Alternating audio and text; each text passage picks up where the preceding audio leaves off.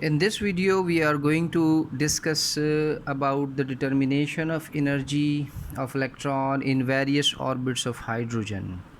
It is important to note that the energy of electron in the very first orbit of hydrogen is the lowest, and as we move up in the second, third, fourth, fifth, sixth, and seventh orbits, energy keeps increasing. It is because when electron is nearer to nucleus, it experiences a greater electrostatic force of attraction, so it has a lower energy. When it moves away from the nucleus, it tends to be more uh, dynamic. Its kinetic energy increases, thus its overall energy increases when it moves to the higher energy levels.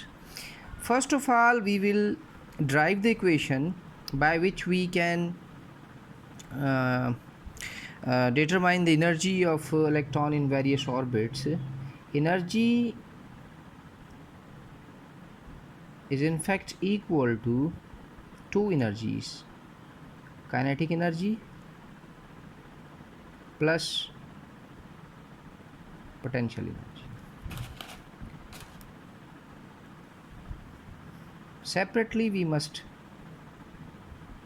discuss that kinetic energy is equal to half mv square, and potential energy of electron is of negative sign, and it is equal to Ze square upon r.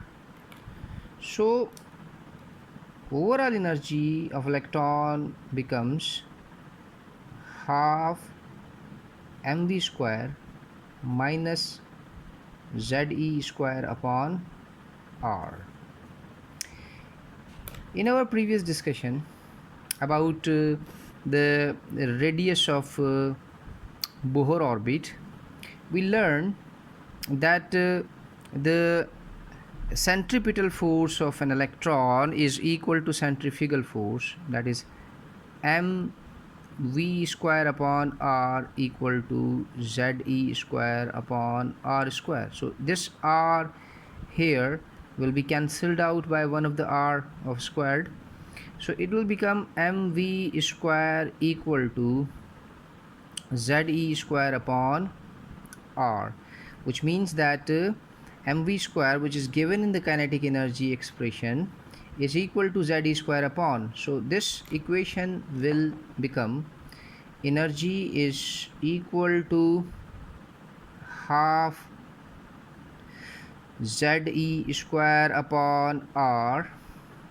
This is mv square upon mv square is equal to Ze square upon r. So here at the place of mv square we can write Ze square upon r minus Ze square upon r. It will become energy is equal to Ze power 4, and we must write the negative sign, upon 2r. So energy is equal to minus Ze power 4 divided by 2 into, it is 1 upon r, actually r written in the denominator.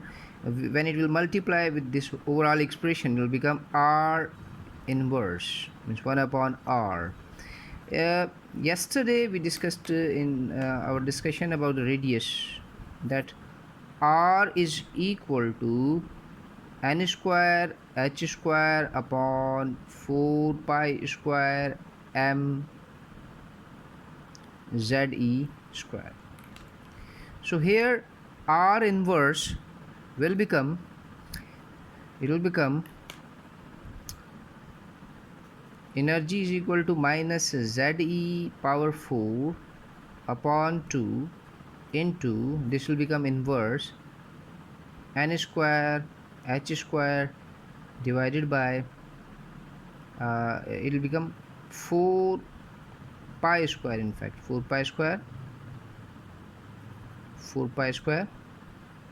m Z square n square h square. This will become 2 pi square. So E is equal to minus Ze square into 2 pi square mze square upon n square h square. So overall it will become e square multiplied by e square will become e power 4, and z becomes z square. Because we are discussing the hydrogen atom, so z square means 1 square, which is equal to 1. It makes no difference whether we write it or not. So overall equation of energy will be energy is equal to minus um, uh, minus 2 pi square m z square e power 4 n square h square, where pi is a constant value. We know mass is the mass of electron, z is atomic number, e is the charge on electron, n is the orbit number, and h is Planck's constant. When we put values at their respective places, we obtain the value of energy, that is minus 2.18 divided by n is because 1, so it will be 1 square. We can write it here n1 square multiply by 10 power minus 18 joule. This is actually the energy of electron in the first orbit that is associated with 1 electron. This is joule per atom. Here, if we can learn a very interesting fact about atom, that when we are concerned with the energy of electron in the first orbit of an atom, it will be mathematically negative 2.18 exponent minus 18 joule.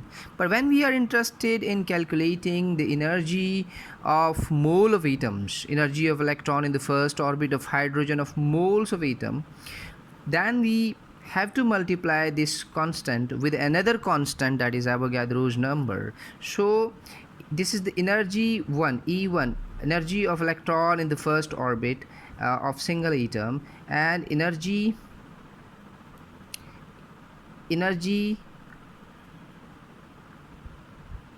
in mole will be equal to minus 2.18.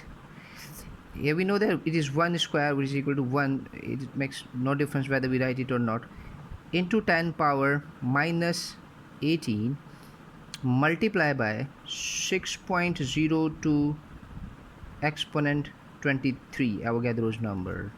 So these two addition of these two powers will become 5, 10 power 5, and multiplication of these two coefficients will give us 13.13 approximately 13.13 into 10 power 5 joule per mole.